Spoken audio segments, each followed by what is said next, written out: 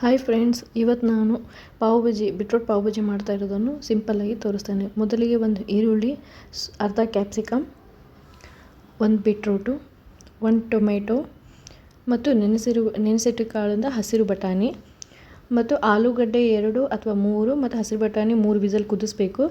ಒಂದು ಉಳ್ಳಾಗಡ್ಡೆಯನ್ನು ಕಟ್ ಮಾಡಬೇಕು ಸಣ್ಣದಾಗಿ. ಟೊಮೆಟೊ, ಕ್ಯಾಪ್ಸಿಕಮ್, ಬೀಟ್ರೋಟ್ ಕೂಡ ಸಣ್ಣದಾಗಿ ಕಟ್. ತವಾ ಮೇಲೆ ಒಂದು ಪ್ಯಾನ್ ಇಟ್ಟು ಅದು ಗ್ಯಾಸ್ ಸ್ಟಾರ್ಟ್ ಮಾಡಿ, ಅದು ಕಾದ ಮೇಲೆ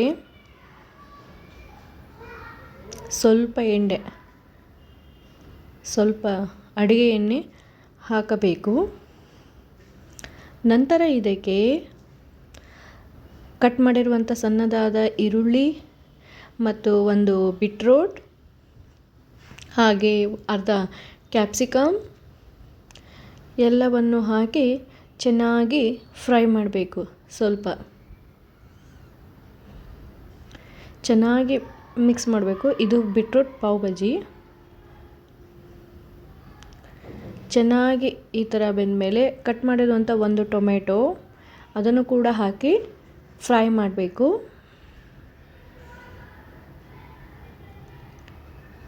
ಸ್ವಲ್ಪ ಅಲ್ಲ ಬೆಳ್ಳುಳ್ಳಿ ಪೇಸ್ಟ್ ಮತ್ತು ಜಿಂಜರ್ ಗಾರ್ಲಿಕ್ ಪೇಸ್ಟ್ ಸ್ವಲ್ಪ ಹಾಕಬೇಕು. ಅದು ಹಸಿ ವಾಸನೆ ಹೋಗೋವರೆಗೆ ಸ್ವಲ್ಪ ಫ್ರೈ ಮಾಡಬೇಕು. ನಂತರ ಇದಕ್ಕೆ ಕುದಿಸಿರುವಂಥ ಹಸಿರು ಬಟಾಣಿ ಹಾಕಿ ಚೆನ್ನಾಗಿ ಕಲಸಬೇಕು. ನಂತರ ಇದಕ್ಕೆ ಒಂದು ಅಚ್ಚ ಖಾರದ ಪುಡಿ, 1 ಸ್ಪೂನ್ ಆಗುವಷ್ಟು ಅಚ್ಚ ಖಾರದ ಪುಡಿ ಹಾಗೆ ಸ್ವಲ್ಪ ರುಚಿಗೆ ತಕ್ಕಷ್ಟು ಉಪ್ಪನ್ನು ಹಾಕಬೇಕು.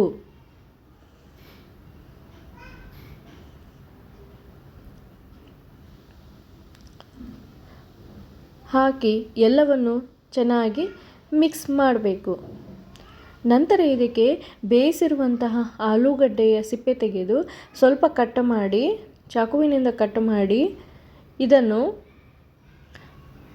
ಪ್ಯಾನ್ ಒಳಗೆ ಕುದಿಯುತ್ತಿರುವ ಪ್ಯಾನ್ದಲ್ಲಿ ಹಾಕಬೇಕು. ಎಲ್ಲವನ್ನು ಹಾಕಿ ಚೆನ್ನಾಗಿ ಮಿಕ್ಸ್ ಮಾಡಬೇಕು. ನಂತರ ಇದಕ್ಕೆ ಪಾವ್ ಬಜ್ಜಿ ಮಸಾಲೆಯನ್ನು 1 ಅಥವಾ 2 ಸ್ಪೂನು ಅಥವಾ 2.5 ಸ್ಪೂನ್ ಆಗುವಷ್ಟು ಮಸಾಲೆ ಪೌಡರನ್ನು ಹಾಕಬೇಕು. 1 ಸ್ಪೂನಷ್ಟು ಗರಂ ಮಸಾಲ ಪೌಡರು, 1 ಸ್ಪೂನು ಅರಿಶಿಣ ಪುಡಿ ಹಾಕಿ ಎಲ್ಲವನ್ನು ಹಾಕಿ ಚೆನ್ನಾಗಿ ಸ್ಮ್ಯಾಶ್ ಮಾಡಬೇಕು. ಸ್ಮ್ಯಾಶ್ ಮಾಡುವಂತಹ ಕ್ಲಿಟ್ಟರ್ ತಗೊಂಡು ಚೆನ್ನಾಗಿ ಸ್ಮ್ಯಾಶ್ ಮಾಡಬೇಕು. ಸೇಮ್ ಪಾವ್ ಬಜ್ಜಿ ಥರ ಬರಬೇಕಲ್ಲ, ಅದಕ್ಕೆ ಚೆನ್ನಾಗಿ ಸ್ಮ್ಯಾಶ್ ಮಾಡಬೇಕು. ಸ್ಮ್ಯಾಶ್ ಮಾಡಿದ ನಂತರ ಅದಕ್ಕೆ ಸ್ವಲ್ಪ ಗಟ್ಟಿಯಾಗಿದೆಯಲ್ಲ, ಅದಕ್ಕೆ ಸ್ವಲ್ಪ 1 ಗ್ಲಾಸ್ ಸ್ವಲ್ಪ ನೀರು ಹಾಕಬೇಕು.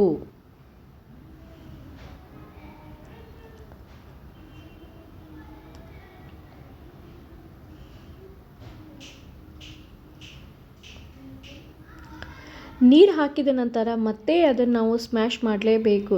ಏಕೆಂದರೆ ಬಟಾಣಿ ಕಾಳಿದೆ, ಬೀಟ್ರೋಟ್ ಇದೆ, ಕ್ಯಾಪ್ಸಿಕಮ್ ಇದೆ, ಅದಕ್ಕೆ ಚೆನ್ನಾಗಿ ಬೆಂದಬೇಕಲ್ಲ, ಚೆನ್ನಾಗಿ ಎಲ್ಲ ಪುಡಿ ಥರ ಆಗಬೇಕಲ್ಲ, ಅದೇ ಥರ ಚೆನ್ನಾಗಿ ಮಿಕ್ಸ್ ಮಾಡಬೇಕು. ಈ ಥರ ಸ್ಮ್ಯಾಶ್ ಮಾಡಬೇಕು, ಅಂದರೆ ಅದು ಪಾವ್ ಬಜ್ಜಿ ಟೇಸ್ಟ್ ಬರುತ್ತೆ. ಈ ಥರ ಎಲ್ಲವನ್ನು ಮಿಕ್ಸ್ ಮಾಡಿ ಚೆನ್ನಾಗಿ ಈ ಥರ ಸ್ಮ್ಯಾಶ್ ಮಾಡಿ ಆಮೇಲೆ ಚೆನ್ನಾಗಿ ಕಲಿಸಬೇಕು.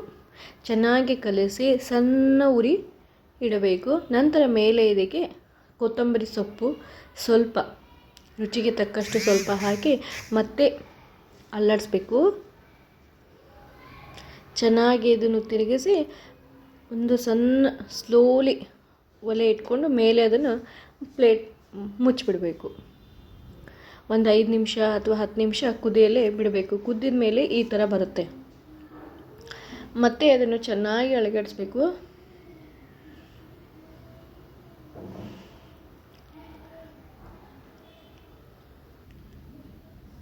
ಇನ್ನೊಂದು 5 ನಿಮಿಷ ಕುದ್ದು ಈ ಥರ ಬರುತ್ತೆ. ಇನ್ನೊಂದು ಒಲೆ ಮೇಲೆ ತವಾನಿಟ್ಟು 2 ಬೆರಡನ್ನು ತೆಗೆದುಕೊಂಡು ಅದನ್ನು ಮಿಡಲು ಕಟ್ ಮಾಡಿ ತವಾ ಕಾದ ಮೇಲೆ ಬೆಣ್ಣೆಯನ್ನು ಸವರಿ ತವಾ ಮೇಲೆ ಇಟ್ಟು ಬ್ರೆಡ್ಡನ್ನು ಹಾಕಿ ನಂತರ ಸ್ವಲ್ಪ 1 ಸ್ಪೂನ್ ತೊಗೊಂಡು ಚೆನ್ನಾಗಿ ಅದ್ರ ಮೇಲೆ ಒತ್ತಬೇಕು. ನಂತರ ಸ್ವಲ್ಪ ಕಾದ ಮೇಲೆ ಈ ಥರ ಹೊರಳಿಸಿ ಈ ಥರ pav bhaji is ready. Pav bhaji is ready to eat. ನೋಡಿ, ನಮ್ಮ ಚಾನಲ್ನ ಸಪೋರ್ಟ್ ಮಾಡಿ. ಈ ಹೊಸ ಚಾನಲ್ ಇದೆ, ಚೆನ್ನಾಗಿರುತ್ತೆ.